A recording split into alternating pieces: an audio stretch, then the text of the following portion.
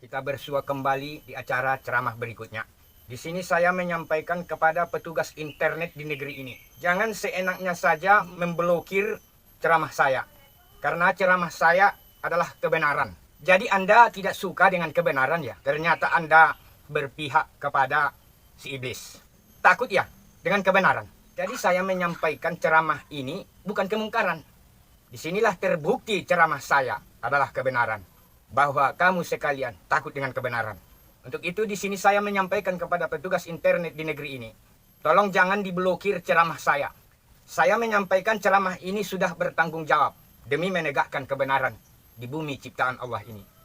Baiklah, saya akan menyampaikan ceramah berikutnya. Bismillahirrahmanirrahim. Ashhadu an la ilaha illallah wa ashhadu anna Muhammadar Rasulullah. Di sini saya akan menyampaikan ceramah kepada para pemuka-pemuka agama di seluruh negeri ini, umumnya sedunia. Seperti umat Kristiani, kepada para pemimpin-pemimpin agama-agamanya, seperti para pendeta-pendetanya di negeri ini, janganlah kamu sebut nama Tuhan kepada Yesus ataupun kepada Isa Al-Masih. Yesus dan Isa Al-Masih bukanlah Tuhan. Yesus dan Isa Al-Masih bukanlah hantu. Tuhan itu adalah hantu. Hantu itu adalah bangsa jin yang selalu merusak umat manusia di bumi ini. Jadi jangan kamu sebut Yesus ataupun Isa Al-Masih hantu. Dia bukan hantu. Dan begitu juga agama-agama lain. Jangan kamu sebut kepada kepercayaan kamu hantu. Karena Tuhan itu adalah hantu. Biarlah para ulama-ulama yang menyebut Tuhan kepada hantu. Seperti bangsa Indonesia. Dasar lambang negara kita di sila pertama, yaitu ketuhanan yang Maha Esa. Karena Tuhan itu adalah hantu, dasar lambang negara Indonesia menjadi kehantuan yang Maha Esa. Inilah lambang dasar negara bangsa Indonesia. Untuk itu di sini saya menyampaikan kepada para pemuka-pemuka di negeri ini, sudah waktunya bahwa terungkap semua bahwa Tuhan itu adalah hantu. Jadi jangan suatu negara yang sangat besar seperti negara Indonesia mempunyai lambang negara kehantuan yang Maha Esa. Jadi tolong jangan bangsa ini berpedoman kepada hantu. Inilah pesan saya kepada para pemuka-pemuka di negeri ini. Untuk itu di sini saya menyampaikan ceramah berikutnya tentang si Jokowi dan ulama. Si Jokowi sebenarnya bukanlah beragama Islam, bukan beragama Islam. Si Jokowi sebenarnya tidak ada menganut agama, tidak ada memiliki agama. Dan begitu juga para ulama. Mereka tidak memiliki agama. Mengapa saya katakan mereka tidak memiliki agama? Kunci utamanya ada di dalam isinya kitab suci Al-Quran. Seperti yang saya sebutkan di ceramah yang lalu, yaitu di surah Al-An'am ayat 159. Mengapa saya katakan si Jokowi tidak memiliki agama? Pertama, si Jokowi telah membentuk golongan Islam, yaitu Islam Nusantara. Inilah membuktikan. Sehingga si Jokowi telah melanggar isinya Al-Quran di surah Al-An'am ayat 159. Sehingga si Jokowi bukan diakui Nabi Muhammad sebagai umatnya. Dari mana dia beragama Islam? Yang kedua, si Jokowi telah membuat silaturahmi antara Masjid Istiqlal Jakarta dan Gereja Katedral. Ini urutan yang kedua. Sehingga si Jokowi telah melanggar isinya Al-Quran di surah Al-Maidah ayat 51. Yang ketiga, si Jokowi telah membuat rakyat ini banyak menanggung penderitaan-penderitaannya bukan lagi biasa, luar biasa. Menggembar-gemborkan virus corona. Virus corona ini sebenarnya ulah dari bangsa Cina. Mereka mengadakan uji coba persenjataan teknologi untuk menyaingi negara Amerika. Seperti yang saya sebutkan di ceramah kemarin. Jangan harap negeri Cina mampu mengalahkan negara Amerika. Kamu tidak tahu seberapa dahsyat persenjataan negara Amerika. Seluruh bangsa-bangsa di dunia, satu pun tidak ada yang menyaingi persenjataan negara Amerika. Allah mengetahui semua. Allah memberitahukan kepada saya. Sehingga saya mampu mengetahui persenjataan Amerika. Contoh, di tahun 50 saja bangsa Amerika sudah mampu menginjakkan kakinya di bulan. Sedangkan negara Cina sampai sekarang sudah tahun 2020 belum mampu menginjakkan kakinya di bulan. Ini pembuktiannya. Bahwa EQ otak Amerika tidak sebanding dengan EQ otak negara Cina. Jadi jangan menyusahkan bangsa-bangsa di dunia. Jadi di sini saya menyampaikan kepada seluruh bangsa Indonesia, tolong Cina jangan didatangkan ke negeri ini. Karena dari negeri Cina itu, terutama dari negeri Peking, ini mayoritasnya bangsa komunis. Komunis artinya tidak beragama, tidak memiliki agama sama sekalipun. Jadi tolong bangsa Cina, seperti di Pulau Kalimantan, jangan kamu terima bangsa Cina di sini. Dan begitu juga di Pulau Sumatera. Di sini saya menyampaikan kepada kamu sekalian di beberapa pulau-pulau di Nusantara ini. Seperti Pulau Sumatera, Kalimantan, Sulawesi, Ambon, dan Papua Merdeka. Jangan diperbolehkan bangsa Cina masuk ke sini. Karena Cina itu adalah komunis. Pembuktian di tahun 65, mereka telah menyusup ingin merongrong negara ini. Ingin menjadikan negara Indonesia sebagai negara komunis. Sudah 2 kali. Jadi jangan sampai komunis dari Cina menyusup ke sini untuk mengadakan perongrongan yang ketiga kalinya. Inilah penyampaian saya kepada seluruh rakyat Indonesia, baik itu di Pulau Jawa. Tegakkan kebenaran. Ganyang PKI apabila mereka bergerak. Jangan sampai mereka memusnahkan umat-umat Islamnya di negeri ini. Allah telah mengetahui apa yang kamu rencanakan, wahai para ulama-ulama di seluruh Indonesia. Sehingga Allah menyampaikan kepada saya, di zaman Orde Baru, PKI selalu dihinakan di negeri ini. Hampir 32 tahun Orde Baru memegang kekuasaan di negeri ini. PKI selalu dihinakan di negeri ini. Tetapi begitu lengsernya Orde Baru, PKI dimunculkan kembali di negeri ini. Siapa yang memunculkannya? Presiden Gus Dur. Ini yang memunculkan PKI di negeri ini. Si Gus Dur itu tahu. Yang mempunyai yayasan Pondok Pesantren Tebu Ireng. Pendiri pertama Nahdlatul Ulama di negeri ini. Yaitu kakeknya, Kiai Haji Hasyim Asy'ari. Inilah pendiri ulama pertama di negeri ini. Pernah jadi menteri Presiden Soekarno. Jadi Pondok Pesantren Tebu Ireng diwarisi oleh Presiden Gus Dur. Ini nama sapaan akrabnya. Kalau nama aslinya Abdul Rahman Wahid. Seorang Nahdlatul Ulama dengan organisasinya atau partainya PBNU, pengurus besar Nahdlatul Ulama yang menghidupkan PKI di negeri ini. Yang kedua, sesudah Presiden Gus Dur menjabat sebagai kepala negara, beliau telah menjalin hubungan kerja antar negara Indonesia dengan Israel. Di zaman Soeharto tidak pernah menjalin hubungan kerja dengan negara Israel. Tetapi mengapa Nahdlatul Ulama selalu ulama-ulama diagung-agungkan, bahwa ulama itu telah dikafirkan oleh Allah dengan perantaraan isinya kitab suci Al-Quran. Para ulama-ulama penyampaian ceramah saya ini, kamu mengetahui kebenaran, tetapi kamu telah ingkar kepada mata hati kamu sendiri. Mata hati kamu mengetahui kebenaran, tetapi kamu ingkar kepada mata hati kamu, dan Allah telah mengkafirkan kamu sekalian. Tidak ada satupun para ulama-ulama di seluruh dunia yang beragama. Kamu adalah pengikut dari Bukhari. Imam Bukhari itu bukan beragama, dia beragama komunis. Imam Bukhari itu bukanlah beragama Islam, tapi dia menyusup ke dalam Islam untuk menghancurkan ajaran-ajaran Islamnya dari Nabi Muhammad.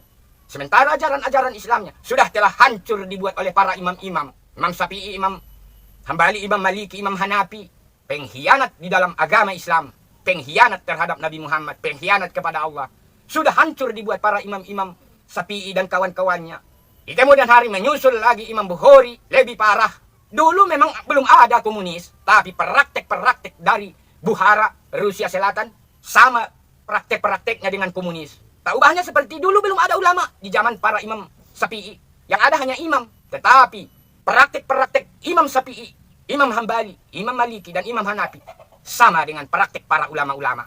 Jadi Imam Bukhari ini menganjurkan ajaran-ajaran Islamnya, tafsirnya saja, karang-karangannya saja. Seperti yang saya jelaskan di ceramah kemarin, tidak mungkin semua saya jelaskan kepada kamu sekalian. Mau 1 bulan ceramah kalau saya jelaskan semua kesalahan para ulama-ulama tentang ajaran Islam. Sebenarnya 3 perkara saja pun disampaikan kesalahan kamu sudah cukup. Karena peraturan di mana-mana pun, peraturan internasional, peraturan dari Allah Subhanahu wa taala, cukup 3 kali pembuktian. Sudah, ini sampai 11 kali. Jadi dari mana kamu orang yang benar? Kamu bukan beragama, para ulama-ulama bukan beragama. Khalifah Sidi Parapat bertanggung jawab mengatakan bahwa kamu bukanlah beragama. Jadi di sini saya menyampaikan kepada umat Islamnya, umat-umatnya Nabi Muhammad di seluruh negeri ini. Kamu sekalian tak ubahnya seperti anak ayam yang telah kematian induknya. Maksudnya para ulama-ulama sudah menjadi king of kingnya. Syirik. Jadi tolong umat-umatnya Nabi Muhammad selagi masih mau mengikuti Nabi Muhammad, jangan ikuti para ulama-ulama. Ini pesan saya kepada umat Islamnya di seluruh negeri ini. Jadi yang menghidupkan PKI di negeri ini, Partai Komunis Indonesia, yaitu Gus Dur. Gus Dur yang kamu agung-agungkan Nahdlatul Ulama itu.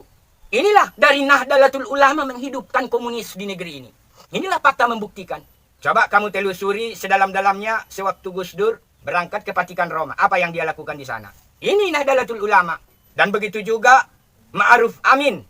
Ini pernah menjabat sebagai orang terpenting di Nahdlatul Ulama. Telah berucap di internet, Indonesia tidak akan ada maju-majunya karena penduduk Islamnya mayoritas. Apa ada perkataan seorang ulama seperti ini? Apa tujuan ucapannya? Ini Ma'ruf Amin. Karena bangsa ini mayoritasnya Islam, tidak akan ada maju-majunya. Bukan itu. Bukan karena Islam mayoritasnya di Indonesia tidak ada maju-majunya. Lihat itu negara Malaysia mayoritasnya Islam. Lebih maju perekonomian negara Malaysia ketimbang Indonesia. Indonesia utang banyak. Malaysia tidak pernah berutang ke negara Amerika Serikat. Mengapa utang banyak? Karena penghasilan negara, penghasilan rakyat, dan pengeluaran negara tidak sesuai. Sehingga menimbulkan banyak utang. Ini perkataan Ma'ruf Amin. Tolong dipahami. Bagi orang yang pintar akan mengetahui. Bagi orang yang bodoh tidak akan mengetahui. Banyak orang-orang bodoh yang membuat komen kepada saya melalui HP. Ada lagi dari daerah Tapsel, Tapanuli Selatan. Di Kabupaten Tapanuli Selatan ini tak pernah selesai segala urusan. Mengatakan melalui komen kepada saya melalui HP, katanya komunis itu ekonomi. Seperti inilah kebodohan manusia-manusia. Katanya komunis itu ekonomi. Bangsa Indonesia, rakyat Indonesia lebih banyak yang bodoh daripada pintar. Pembuktian di tahun 2014 kemarin. Yaitu ada 2 orang calon presiden, Jokowi dan Prabowo Subianto. Sebelum Prabowo dan Jokowi menjabat sebagai presiden, masih dalam penghitungan suara, Rhoma Irama pernah berucap atau berdakwah, apa katanya? Di dalam surah Al-Maidah ayat 51. Janganlah engkau pilih pemimpinmu yang tidak sehaluan dengan kamu. Dan pilihlah pemimpinmu yang sehaluan dengan kamu. Ini kata Rhoma Irama. Sebenarnya Rhoma Irama menyampaikan isinya Al-Quran, ya memang benar. Tetapi karena Rhoma Irama menyampaikan karena backing tidak berapa kuat, walaupun benar yang diucapkannya. Tujuan ucapan yang dikatakan oleh Rhoma Irama, jangan engkau pilih. Ini isinya kitab suci Al-Quran di ayat 51. Surah Al-Maidah. Yang diucapkan Rhoma Irama sebenarnya, jangan engkau pilih pemimpinmu si Jokowi. Karena si Jokowi itu bukanlah beragama Islam. Ini tujuan dari ucapan Rhoma Irama. Pilihlah pemimpinmu yang beragama Islam, orang yang baik. Prabowo Subianto. Kalau engkau pilih si Jokowi, Allah akan memberikan azab yang sangat pedih kepadamu. Itu tujuannya yang sebenarnya. Cuman Rhoma Irama tidak sanggup mengatakan seperti ini. Karena dekkingnya tidak kuat. Mengapa saya sanggup? Karena dekking saya adalah Allah. Sehingga Ratu Gunung Kidul pun tidak mampu membinasakan saya. Utusan dari Gunung Kidul sudah pernah menemui saya. Apa katanya? Jangan engkau beberkan ceramah kebenaran ini. Ini utusan dari Gunung Kidul. Seorang laki-laki bertubuh tinggi besar, lebih kurang 4 meter tingginya. Kulitnya sawo matang. Mukanya opal lebar. Ini utusan dari Gunung Kidul. Ilmu paling tertinggi di seluruh negeri ini adalah ilmu dari Gunung Kidul. Tidak sanggup membinasakan saya. Mengapa tidak sanggup? Karena Allah berpihak kepada saya. Sehingga dari utusan Gunung Kidul mengetahui saya. Orangnya kecil-kecil, pendek-pendek. Untuk itu, di sini saya menyampaikan kepada rakyat-rakyatnya di seluruh negeri ini. Jangan sampai mereka mengadakan pemusnahan terhadap umat Islamnya di negeri ini. Ini saya sampaikan kepada rakyat-rakyatnya di seluruh negeri ini.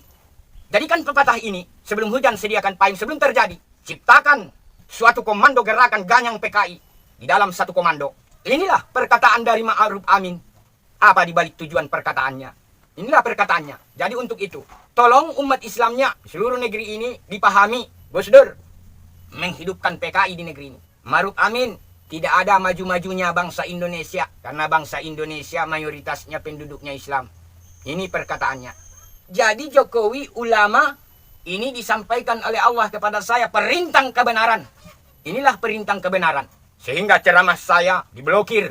Facebook saya pun semua diblokir. Ada apa ini? Jangan Facebooknya diblokir. Saya yang ditangkap. Kalau kamu memang betul-betul orang yang benar, jangan Facebooknya diblokir. Saya yang ditangkap.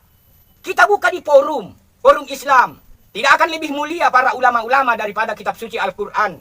Cukup 1 ayat saja kitab suci Al-Quran untuk mengkafirkan para ulama-ulama sedunia. Kamu sekalian bukanlah beragama Islam. Kamu topengnya si iblis di negeri ini. Para ulama-ulama se-Indonesia bukanlah keturunan dari Nabi Adam. Bertanggung jawab Khalifah Siddiq Parapat.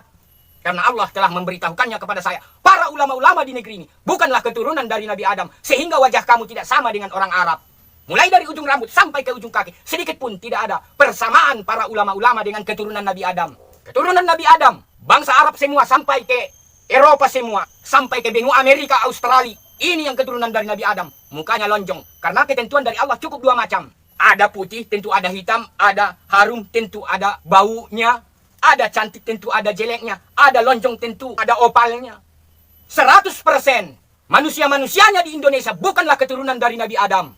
Keturunan dari bangsa jin yang telah ditempatkan oleh Allah di Mongolia Ulaanbaatar. Sehingga kita disebut ras Mongol. Nanti akan saya beberkan semua. Apabila keturunan dari bangsa jin ingkar kepada Al-Quran, ingkar kepada Allah Ta'ala. Seperti para ulama-ulama ingkar kepada Allah Ta'ala. Kamu keturunan dari bangsa jin yang ingkar kepada Allah. Sehingga disebutlah kamu si iblis yang nyata. Apabila keturunan dari bangsa jin ingkar terhadap Allah, maka disebutlah si iblis. Jadi si iblis itu bukan berwajah jelek. Itu Ratu Gunung Kidul seandainya dia memperlihatkan. Dan Allah mengkuasakan. Dia memperlihatkan wajahnya. Wajah yang aslinya. Seandainya dia perlihatkan di kota Jakarta seperti yang saya sampaikan di ceramah kemarin. Banyak manusia-manusianya akan mengalami kecelakaan di kota Jakarta. Kalau dia yang naik mobil akan menabrak yang tonggak apapun. Mengapa? Karena kecantikannya luar biasa. Jadi jin dan manusia sama. Nanti akan saya jelaskan di dalam kitab suci Al-Quran. Sampai ke akar-akarnya akan saya jelaskan. Bahwa pembuktiannya, manusia-manusia di Indonesia bukanlah keturunan dari Nabi Adam. Banyak pembuktiannya. Jadi bangsa jin ini, apabila dia mau memperkembangbiakkan keturunannya, dia bermacam-macam corak. Ada yang menyamar jadi monyet sehingga gut-gutnya. Ada yang menyamar jadi babi sehingga kikitnya. Ada yang menyamar jadi monyet yang panjang ekornya. Ada yang menyamar jadi harimau. Seperti itulah perangainya. Bangsa Cina bukanlah keturunan dari Nabi Adam. Dari Mongolia Ulaanbaatar disinilah ditempatkan oleh Allah pertama bangsa jinnya yang dari surga bersama Adam. Adam ditempatkan di tanah Arab yaitu Bukit Jabal Rahmat dengan Hawa. Sinilah perkembangbiakan oleh bangsa manusia. Jadi Allah menempatkan bangsa jinnya di Mongolia Ulaanbaatar. Sinilah asal-usul pertama nenek moyang bangsa Indonesia. Nenek moyang di beberapa negara-negara di Asia bagian timur. Inilah nenek moyang kita yang bangsa jin. Apabila ingkar terhadap Allah disebut si iblis yang nyata. Jadi para ulama-ulama ini si iblis yang nyata. Mengetahui kebenaran di dalam hatinya tetapi ingkar kepada kebenaran. Karena Allah telah menakdirkan kamu ingkar kepada kebenaran. Siapapun penasehat kamu tidak akan mampu penasehatnya untuk menasihati kamu. Karena kamu telah dicap oleh Allah. Yaitu di dalam kitab suci Al-Quran. Di surah Al-Baqarah ayat 7. Jadi siapapun penolong kamu tidak akan bisa. Jadi disinilah para ulama-ulama ingin membuat huru hara di muka bumi ini. Seperti yang saya sebutkan di ceramah kemarin.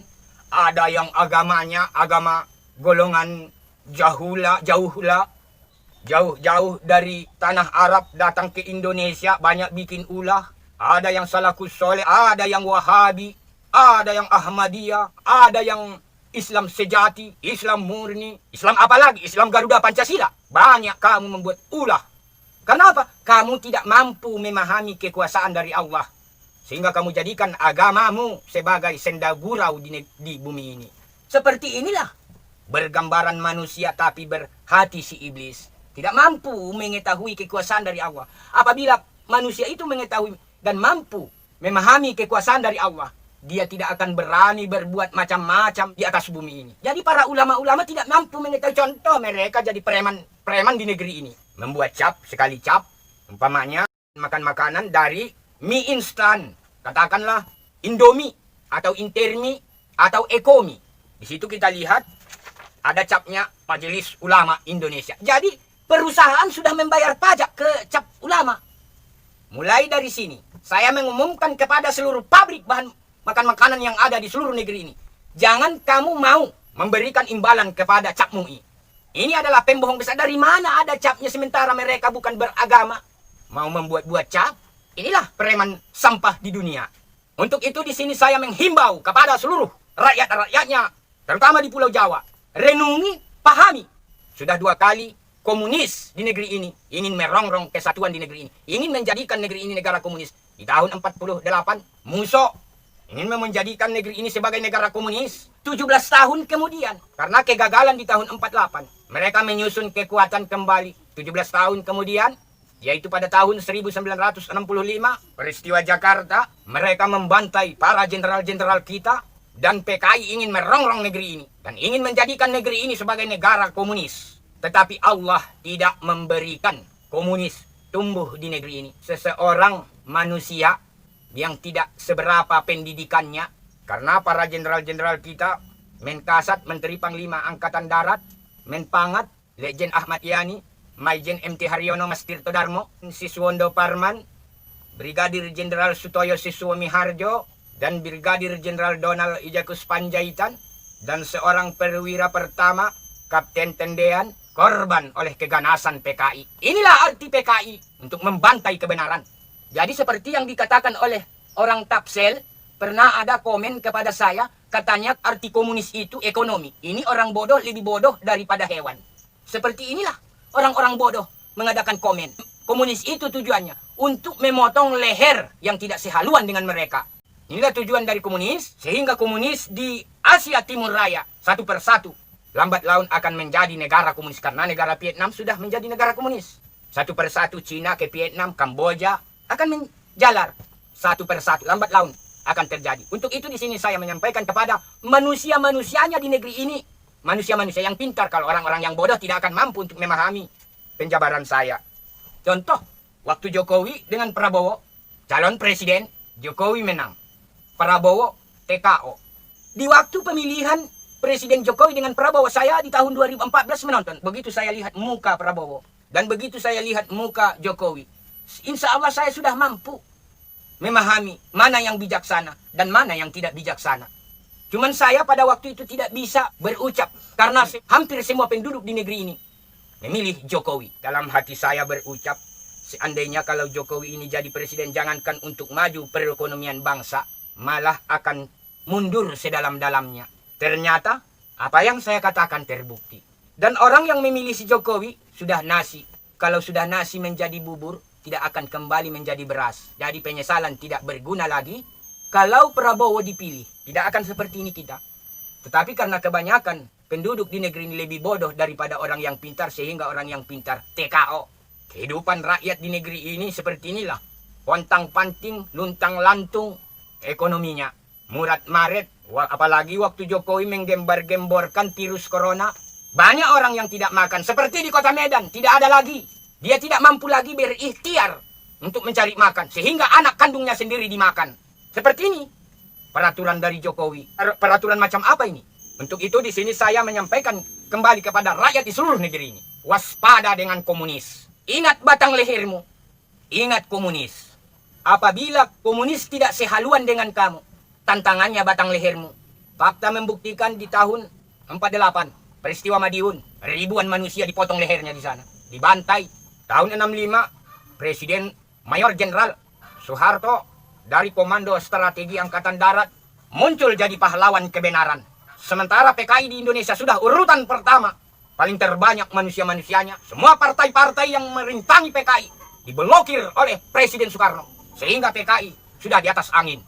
Mereka semena-mena membuat logo-logo di setiap kota dan desa, setan kota dan setan desa. Ini ucapan mereka. Presiden Soeharto mengerahkan pasukan, yaitu di bawah pimpinan Kolonel Sarwedi dari Komando Strategi, Komando Resimen Para Komando Angkatan Darat RPK, dan dibantu oleh Mayor Jenderal Umar Wiradi Kusuma dari Pangdam 5 Jaya. Hanya sebatas ini kekuatan di Jakarta mampu mengalahkan Halim Perdana Kusuma. Karena berkat bantuan dari Allah, sehingga Soeharto pantas jadi presiden. Kalau dibandingkan tahun 98, moneter melanda Indonesia belum sebanding. Jasa beliau dengan moneter. Sudah muncul pahlawan kesiangan Amin Rais menghasut Universitas Trisakti. Pahlawan kesiangan Amin Rais ini. Soeharto masih secuil. Kalau dibandingkan jasanya yang begitu besar, tanpa Soeharto, saya rasa kita sudah menjadi komunis semua di negeri ini. Seenak itu kamu mengerahkan Universitas Trisakti. Memang seperti kamulah orangnya yang tidak mengingat jasa. Hanya aib yang kamu ingat terhadap beliau.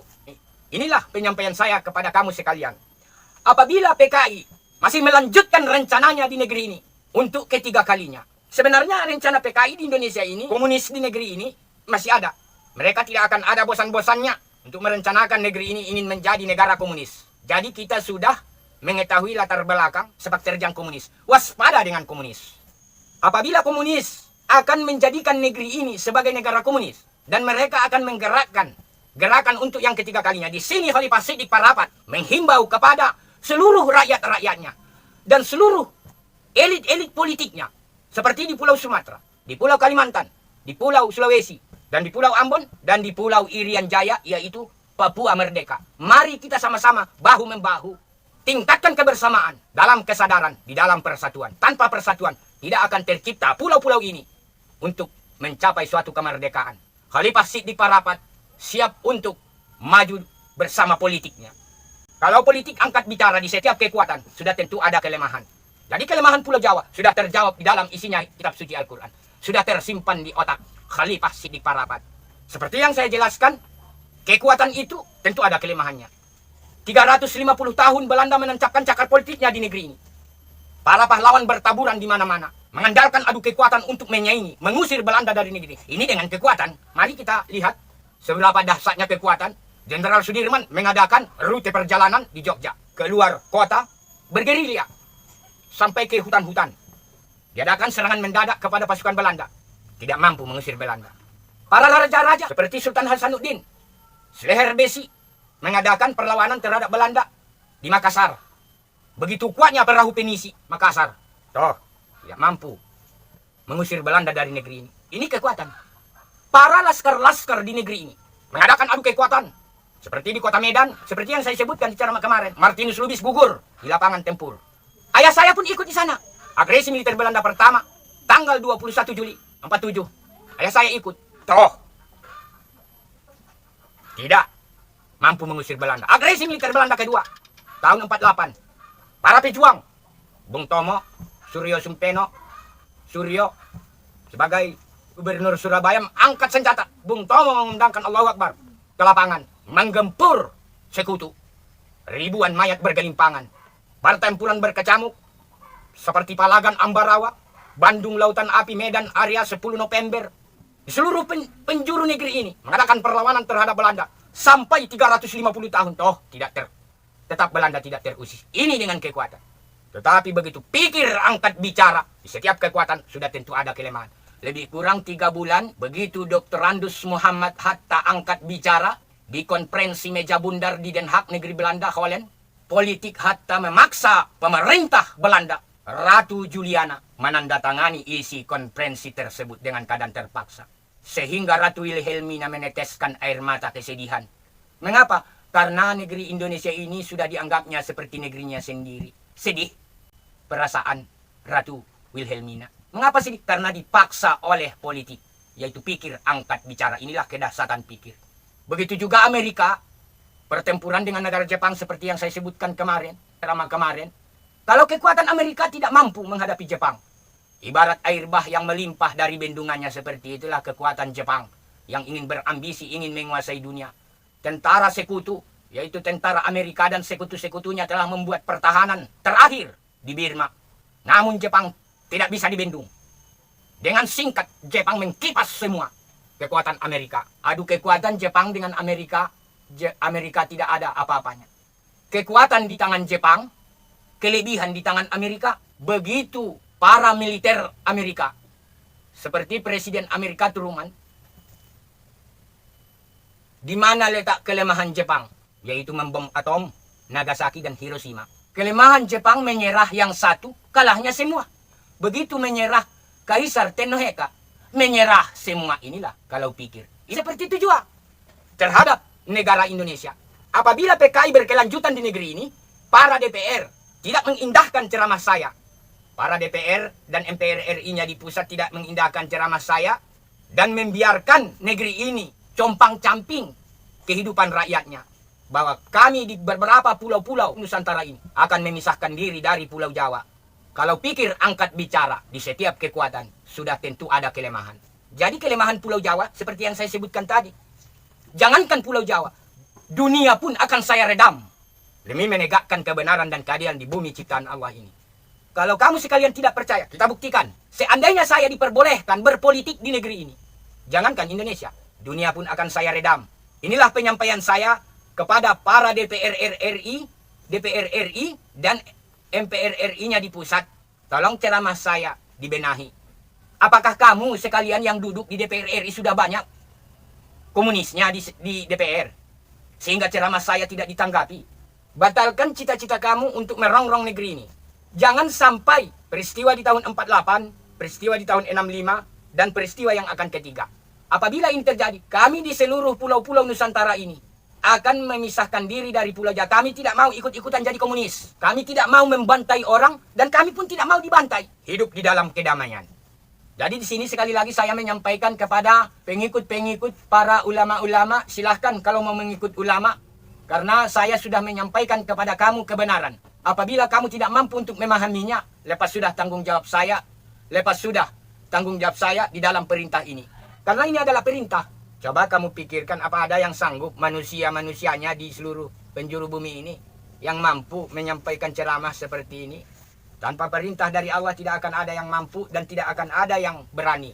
Jadi marilah sama-sama kita merenungi dan memahami terhadap isi penyampaian ceramah saya. Jangan ceramah saya hanya mengkafirkan ulama. Wah, langsung kirim komen. Pahami dulu penyampaiannya. Kunci utamanya bagi siapa umat Islam yang melanggar isinya kitab suci Al-Quran, berarti bukanlah Islam. Al-Quran adalah pedoman. Titik. Jadi para ulama-ulama sudah melanggar isinya Al-Quran. Di dalam isinya kitab suci Al-Quran di surah Al-An'am, di situ tidak ada bergolong-golongan. Di situ disebutkan tidak ada bergolong-golongan, berkelompok-kelompok. Hanyalah satu, yaitu percaya kepada Allah, percaya kepada kitab Al-Quran, dan percaya kepada Nabi Muhammad sebagai ikutan. Titik. Tidak ada lagi hadis. Tidak ada hadis dan tidak ada fatwa. Karena hadis itu adalah bohong besar. Tanpa pedoman dari Al-Quran membuat hadis tafsir yang dikarang-karang, baru ditebarkan untuk mata pelajaran oleh umat manusia. Ini menjerumuskan umat-umatnya Nabi Muhammad. Taksir-taksiran. Ditaksir Imam Bukhari, Muslim. Oh, jalan sirat itu sesudah kematian. Tidak ada lagi jalan sirat di akhirat nanti. Situ hanyalah penentuan. Di dunia inilah yang ada jalan sirat. Di sinilah kita mencari bekal untuk akhiratmu. Inilah taksiran. Ini paham-paham dari mana ini? Ini paham-paham dari komunis. Imam Bukhari itu berbangsa komunis. Mudah. Saya sendiri kemarin ada yang beragama Kristiani. Waktu saya di Kerinci lebih pandai, lebih pas mengucapkan syahadat daripada Islam sendiri. Ini beragama Kristiani. Saya pun bingung apa Islam, apa Kristen atau Islam. Ternyata beragama Kristiani. Pas mengucapkan syahadat. Dan ada lagi yang beragama Kristiani, pandai mengaji. Jadi kalau dari dasar seperti ini kita menerapkan di dalam hati bahwa seseorang sudah beragama Islam, pandai tulis Arab, pandai berbahasa Arab, dan pandai membaca huruf Arab, wah udah Islam, orang Israel. Bukan beragama Islam, lebih mengetahui ajaran-ajaran Islam orang Israel, orang Yahudi daripada ulama-ulama Indonesia. Ulama-ulama Indonesia seandainya berbahasa Arab, masih ada logat Indonesian. Kalau orang Israel berbahasa Arab, tidak ada lagi logatnya. Asli berbahasa Arab. Yang Islam mata hati. Bukan ucapan. Jadi para ulama-ulama se-Indonesia dan ustadz-ustadznya Khalifah Siddiq Parapat bertanggung jawab mengucapkan ini kepada kamu sekalian. Bahwa kamu sekalian bukanlah ada memiliki agama. Jadi para ulama-ulama dan para ustadz-ustadz, cukuplah kamu saja yang terjerumus dan tersesat. Jangan menyesatkan orang lain. Ini pesan saya kepada kamu sekalian. Untuk itu, di sini saya akan mengakhiri ceramah. Sekian atas ceramah saya. Asyhadu an la ilaha illallah wa asyhadu anna Muhammadar Rasulullah.